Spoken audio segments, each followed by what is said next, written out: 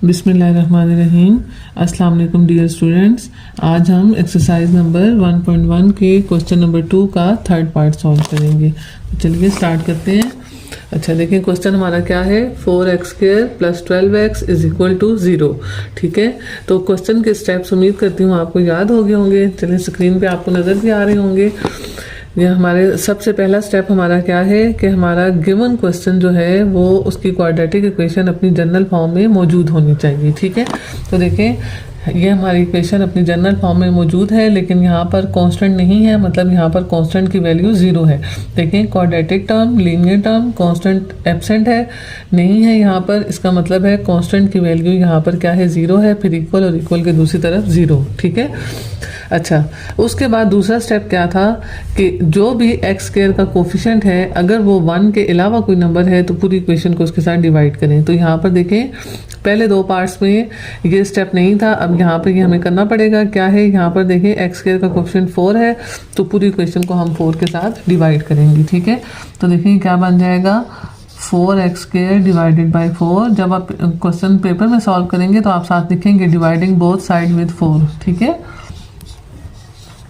देखिए 4 4 से कट गया और यहाँ पे 4 3s are 12। ये क्या बन जाएगा, x² + 3x = 0। ठीक है, हमारा थर्ड स्टेप था कि कांस्टेंट को इक्वल के दूसरी तरफ शिफ्ट करें। ठीक है, तो यहाँ पर देखें कांस्टेंट तो है ही नहीं है, तो ये वाला स्टेप हमारा बीच में से निकल गया। ठीक है, उसके बाद अगला स्टेप क्या है कि जो भी आपका x का कोफिशिएंट है उसका हाफ लें और हाफ का स्क्वायर दोनों तरफ ऐड करें। तो अब देखें हमारे पास जो x का कोफिशिएंट है वो ऑड नंबर है, अगर मैं इसका हाफ लेती हूँ तो 1.5 आएगा। ठीक है, तो हम इसको पॉइंट्स में नहीं लिखेंगे बल्कि हम इसको क्या लिखेंगे, 3/2। ठीक है, तो साथ आपने लिखना है कि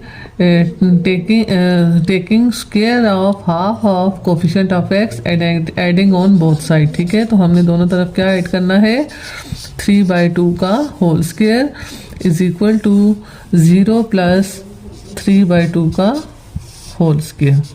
ठीक हो गया बच्चों। अब देखें इस तरफ डेफिनेटली हमारा फार्मूला बन गया होगा, हम फिर भी चेक कर लेते हैं। देखें फार्मूले के मुताबिक हमारे पास देखें ये सारे पॉजिटिव टर्म में प्लस वाला फार्मूला बनेगा। देखें प्लस वाला फार्मूला क्या है, a + b का whole square = a² + 2ab + b²। ठीक हो गया।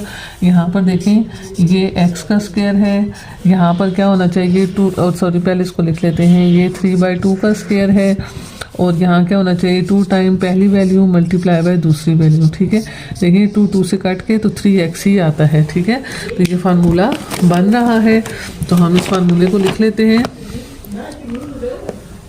ठीक है, इसको यहाँ से मिटाते हैं और इस फार्मूले को बंद करके लिखते हैं।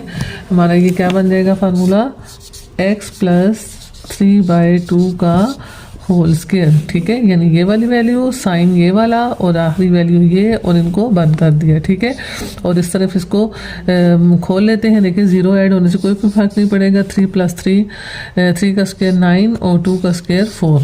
ठीक हो गया।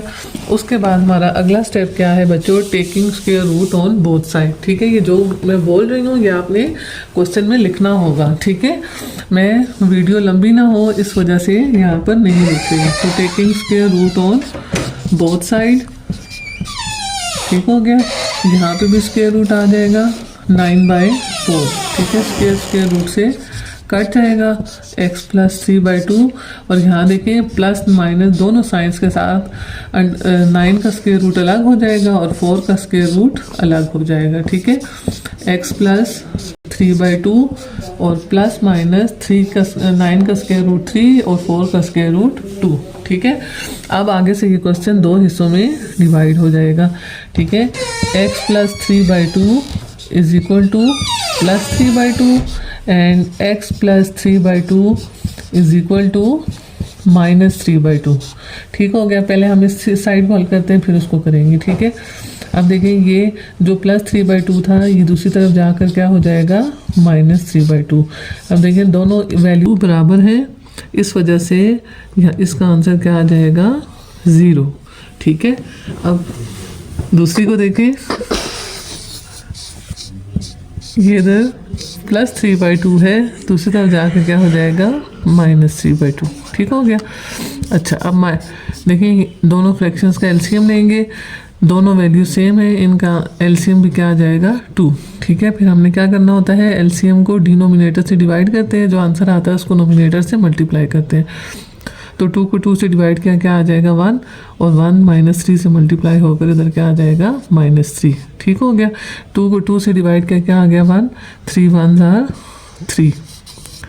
ठीक है बच्चों, अब देखिए माइनस माइनस क्या हो गया प्लस, दोनों वैल्यूज़ बराबर हैं, साइन माइनस का आएगा, -6 divided by 2, 2 1s are 2, 2 3s are 6, तो x की वैल्यू क्या आ गई -3। और हमारा सॉल्यूशन सेट क्या बन गया 0 and -3। Thank you.